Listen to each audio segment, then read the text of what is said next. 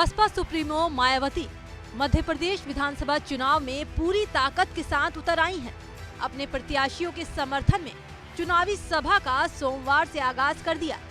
पहले दिन मायावती ने मध्य प्रदेश के अशोकनगर और निवाड़ी में चुनावी सभाएं की। मायावती ने अशोकनगर की चुनावी रैली में कांग्रेस और बीजेपी पर जमकर हमला बोला। साथ ही दोनों पार्टियों को दलित विरोधी और गरीबों का शोषण करने वाली सरकार बताया।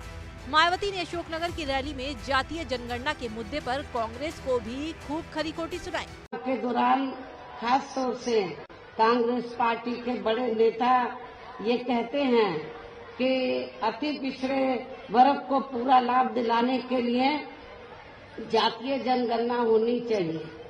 जातीय जनगणना, लेकिन शायद इन्हें ये मालूम होना चाहिए और अपने लोगों को भी ये मालूम होना चाहिए कि जब अंग्रेजों के जाने के बाद केंद्र में लंबे अरसे तक कांग्रेस पार्टी पावर में रही, तो कांग्रेस पार्टी की हुकूमत के दौरान सबसे पहले पिछड़े वर्ग के लोगों को आरक्षण देने के लिए तो जो सर्वे हुआ था, काका कालेरकर की रिपोर्ट आई, उसे कांग्रेस पार्टी की सरकार ने उस समय लागू नहीं किया।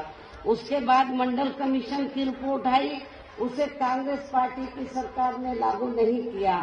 तो जो कांग्रेस पार्टी अति पिछड़े वर्गों की मंडल कमीशन की रिपोर्ट को जिसने लागू नहीं किया, काका कालेलकर की रिपोर्ट को लागू नहीं किया, आज वो चुनाव के दौरान पिछड़े वर्गों की वोट लेने के लिए जो बड़ी बड़ी बातें कर रहे हैं जातीय जनगणना की, मेरे ख्याल आप लोगों को इनकी हवाई बातों के बहकावे में नहीं आना चाहिए, खास तौर से पिछड़े वर्ग के लोगों को। टीकमगढ़ जिले से अलग होकर बने नए जिले निवाड़ी में पहुंची बसपा की राष्ट्रीय अध्यक्ष मायावती ने चुनावी जनसभा को संबोधित करते हुए कहा कि कांग्रेस और बीजेपी दोनों ने ही हमेशा से ईवीएम का दुरुपयोग किया है।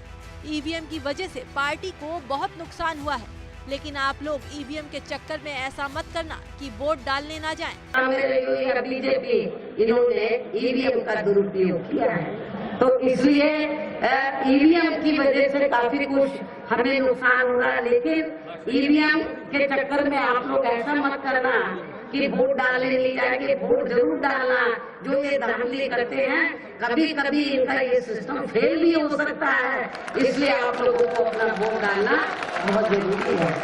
यहाँ की सरकार वाली पार्टी व अन्य सभी विरोधी पार्टियों के साम दाम दंड भेद आदि हरकंडों से भी जरूर सावधान रहना है।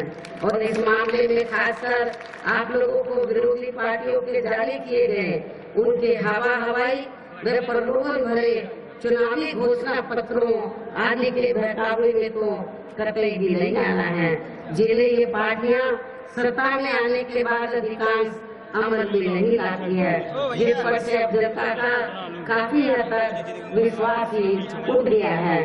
बसपा जीजीपी गठबंधन मध्य प्रदेश में 173 सीटों पर अपने उम्मीदवार उतार रहा है। कई स्थानों पर त्रिकोणीय मुकाबला हो सकता है, जो भाजपा के बजाय कांग्रेस को ज्यादा नुकसान पहुंचाएगा। इसके पीछे मायावती का मकसद मध्य प्रदेश में अच्छा वोट प्रतिशत हासिल कर अपने राष्ट्रीय पार्टी के दर्जे को कायम रखना है। भाजपा की बजाय कांग्रेस में सेंधमारी के मौके ज्यादा दिखाई दे रहे हैं, इसलिए मायावती कांग्रेस के विरुद्ध मुखर हैं।